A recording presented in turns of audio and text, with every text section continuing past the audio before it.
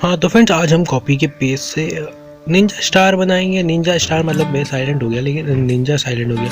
तो आप Ninja star बना के अपने स्कूल फ्रेंड क्लासमेट किसी को भी दिखा सकते हो कि मैं निंजा स्टार बना सकता हूँ। और क्योंकि आपने जहाँ से बनाना सीखा है तो आप उनको ये भी बता सकते हो कि कहाँ से बनाना सीखा है। तो आपको बताना है तो बताओ, लेकिन आप इस पूरी वीडियो में मैंने बताया आप कैसे निंजा स्टार बना सकते हो। अब मिलता हूँ नेक्स्ट वीडियो में। बाय।